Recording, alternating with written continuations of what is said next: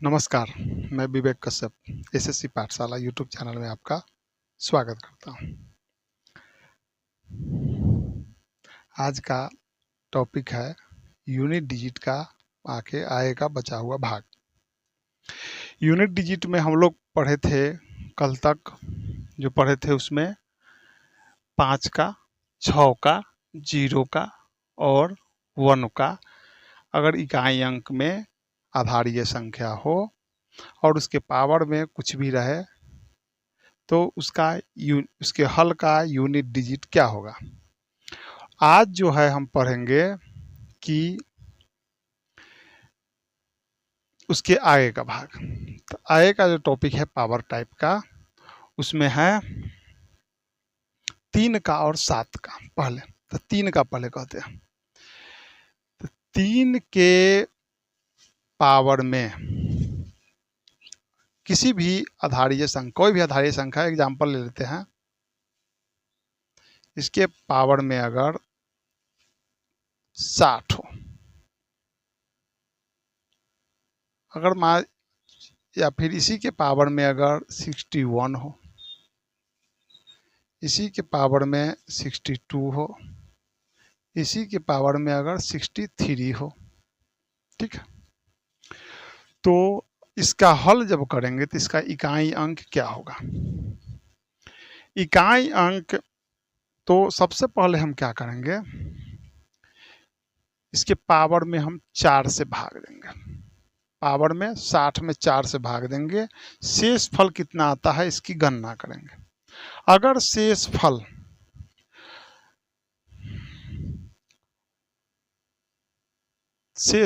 अगर 0 आता है, शेष फल क्या आता है, अगर 0 आता है तो उसका इकाई अंक जो होगा वह 1 होगा। इसका इकाई अंक क्या होगा, इकाई अंक 1 होगा। अगर शेष फल 1 आता है, इसका शेष कितना होगा, शेष अगर पावर में 4 से भाग देने पर अगर शेष अगर 1 आता है, 0 आता है, शेष अगर 0 आता है, शेष अगर कितना आता है, 0 अगर आएगा तो इकाई अंक 1 होगा। शेष अगर 1 आएगा तो इकाई अंक कितना हो जाएगा, शेष अगर 1 आएगा तो इकाई अंक हो जाएगा 3। इसमें अगर शेष 2 आता है तो इकाई अंक क्या हो जाएगा, 9 हो जाएगा। और इसमें अगर शेष 3 आता है, शेष अगर 3 आता है तो इकाई अंक 7 हो जाएगा। इकाई अंक 7 हो जाएगा। मतलब तो इसी पर रूल लिख लेते हैं कि यदि किसी घातांकीय संख्या के आधार का इकाई अंक, आधार का इकाई अंक अगर 3 हो तथा उसके पावर में, उसके पावर में कोई संख्या हो तो सबसे पहले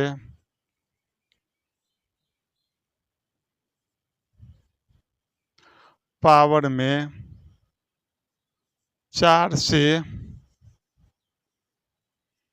से भाग देंगे। अगर शेष 0 आता है, 0 आता है, तो उसके हल का इकाई अंक तो उसके हल का इकाई अंक 1 होगा। शेष अगर यहां पर बना देते हैं सीरीज शेष और इकाई अंक। शेष 0 तो इकाई अंक 1, शेष अगर 1 तो इकाई अंक 3, शेष अगर 2 तो इकाई अंक 9, शेष अगर 3 तो इकाई अंक 7।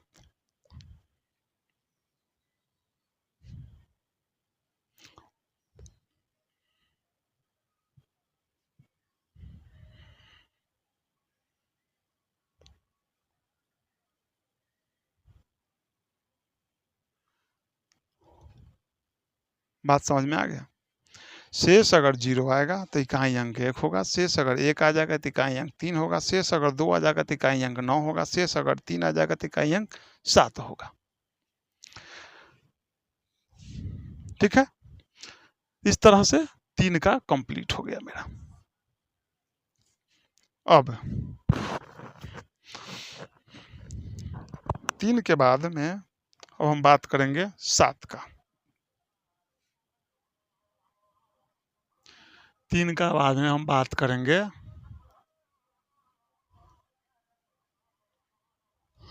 7 का।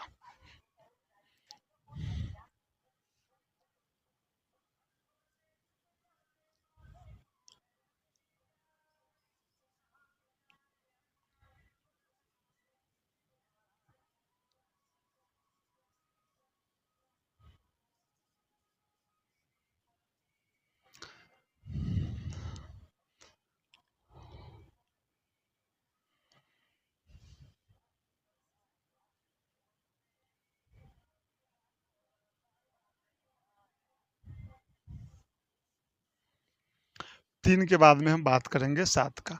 यदि यानी अगर किसी घातांकीय संख्या के आधार के संख्या का इकाई अंक अगर 7 है, उसके पावर में अगर इसके पावर में अगर ऐसी कोई संख्या है जिसके में हम 4 से अगर भाग देंगे तो 4 से अगर हम भाग देंगे तो शेष अगर 0 आएगा तो इकाई अंक इसका भी 1 होगा।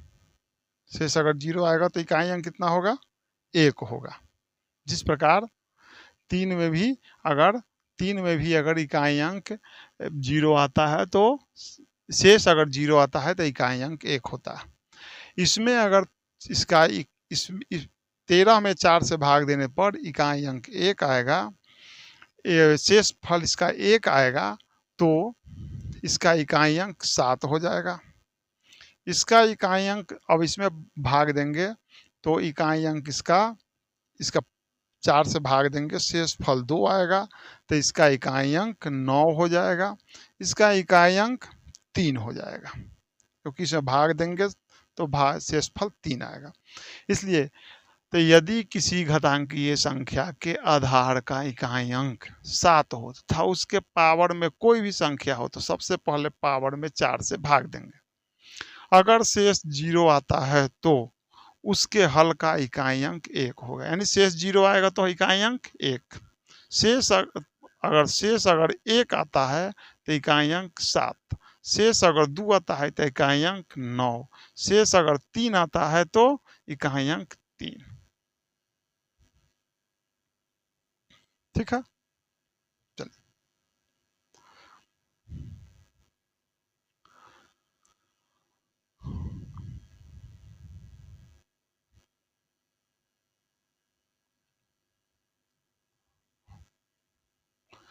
अब अगला टाइप जो होगा वह होगा किसके लिए? 2 के लिए। मतलब अब जो होगा 2 का, यदि किसी घातांकीय संख्या के आधार का इकाई अंक 2 हो, उसके पावर में कोई भी संख्या हो तो सबसे पहले पावर में 4 से भाग देंगे। अगर शेष 0 आता है तो यदि शेष 0 आता है तो इकाई अंक 6 होगा। शेष अगर 0 आता है तो इकाई अंक 6 होगा। शेष अगर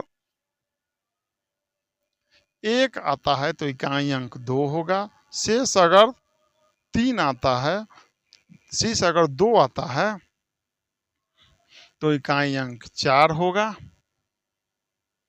शेष अगर 3 आता है तो इकाई अंक 8 होगा। एग्जाम्पल से समझेंगे। ये कोई संख्या है, इसका पावर में 100, 4 से भाग देंगे पावर में। 4 से भाग देने के बाद में 25 बार में कट जाएगा, शेष इसका 0 आएगा। अगर शेष 0 आता है तो इसका इकाई अंक कितना होगा? 6। अगर यही अगर संख्या है, इसके अगर शेष इसका अगर 1 आता है तो इसका इकाई अंक क्या होगा? 2 होगा।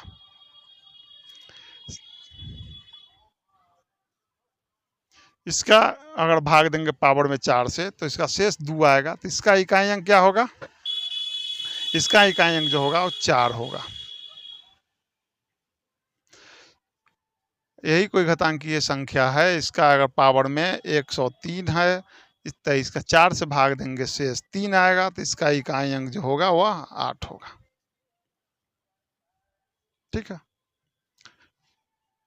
ठीक है। अगर कहीं कोई दिक्कत होगा तो मैसेज कमेंट करके बताइएगा। जो नहीं समझ में आया, कोशिश करेंगे कि अगले वीडियो में इसको रिपीट कर दें। चलिए, तो कितना हो गया? 2 का भी हो गया, 3 का भी हो गया, 7 का भी हो गया। अब कौन सा बचा? 9 का तो पहले ही हो चुका है, 4 का भी हो चुका है, अब बचा खाली 8 का। केवल 8 बचा हुआ।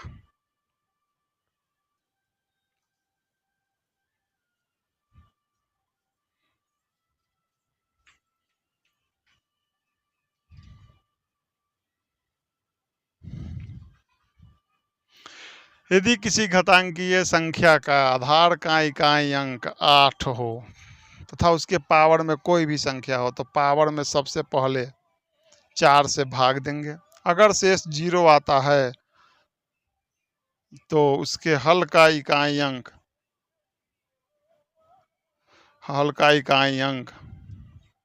6 ही होगा। हल का इकाई अंक क्या होगा? 6 होगा, बस 6 होगा। मतलब शेष 0 तो इकाई अंक 6। शेष अगर 1 आता है तो इकाई अंक इसका हो जाएगा 8, यथावत रहेगा। शेष अगर 2 आता है तो इकाई अंक 4। शेष अगर 3 आता है तो इकाई अंक 2। ठीक है, मतलब इतना बड़ा संख्या है, इसके पावर में है 2000। चलिए, 4 से कटेगा 2000, 4 से 2000 जो है डिविजिबल है, विभाजित है। शेष इसका 0 आएगा, 0 जब आएगा तो इसका इकाई अंक जो होगा वह होगा 6। अगर ई संख्या है, 201 है, इसका जो 4 से भाग देंगे 201 में तो यह आएगा, शेष आपका 1 आएगा। शेष जब 1 आएगा तो इसका इकाई अंक 8 होगा।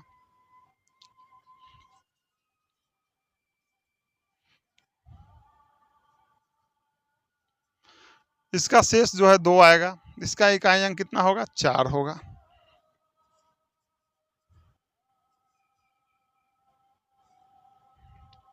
ओहो, 4 नहीं 8। इसका इकाई अंक जो होगा वह होगा, इसके पावर में अगर हम 103 कर दे तो इसका इकाई शेष 3 आएगा, तो इसका इकाई अंक क्या होगा? 2 होगा। ठीक है, यह यूनिट डिजिट का पावर टाइप समाप्त हो गया। अब जो है यूनिट डिजिट का जो शुरू होगा वह होगा फैक्टोरियल टाइप। फैक्टोरियल के बारे में अगर आप लोग नहीं पढ़े हैं, थोड़ा सा बेसिक चीज बता देते हैं उसके बाद।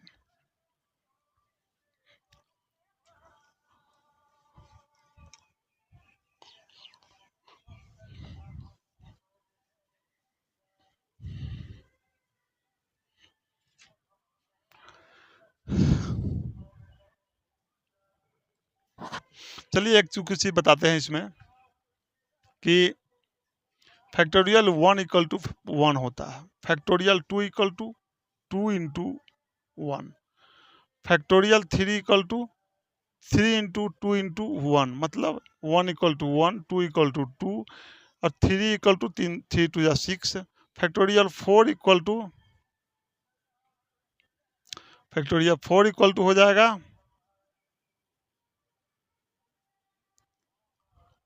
24, फैक्टोरियल 5 इक्वल टू हो जाएगा 5 गुने 4 गुने 3 गुने 2 गुने 1 बराबर 24 पचे 120, फैक्टोरियल 6 जो हो जाएगा 6 गुने 5 गुने 4 गुने 3 गुने 2 गुने 1 मतलब 720। इस तरह आगे बढ़ते जाता है, जैसे जैसे फैक्टोरियल बढ़ाते जाएंगे उसे एक एक एक इधर बढ़ते जाएगा। ठीक है, अब बात आती है कि अगर कोई संख्या अगर फैक्टोरियल 5 फैक्टोरियल अगर 2 दिए हुए हैं तो इस चाहे फैक्टोरियल अगर 3 दिए हुए हैं, फैक्टोरियल 3 गुना फैक्टोरियल 2 दिए हुए हैं, तो इसका इकाई अंक क्या होगा?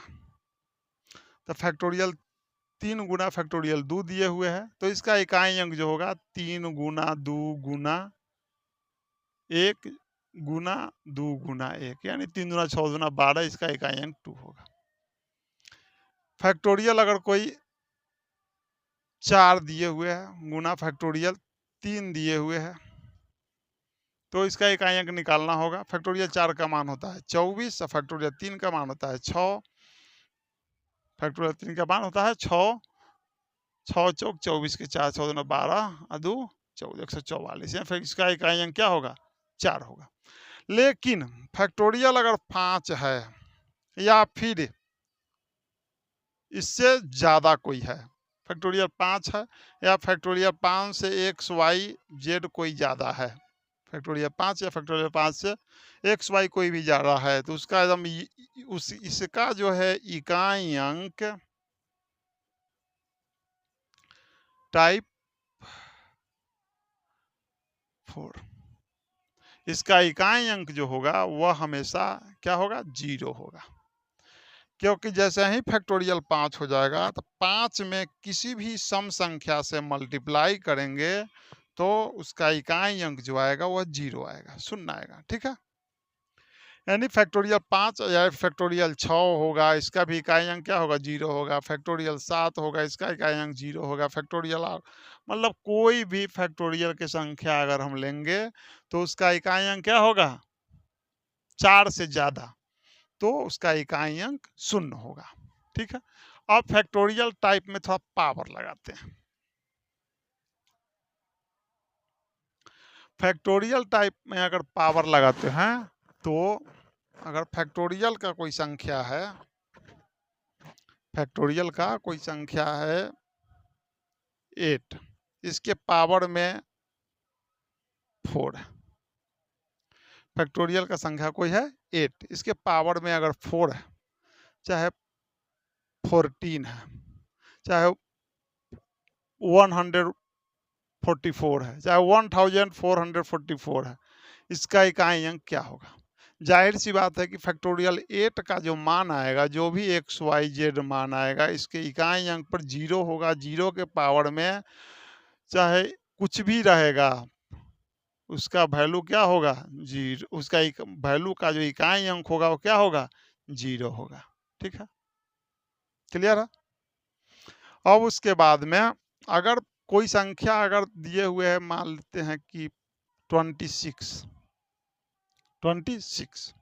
इसके पावर में अगर फैक्टोरियल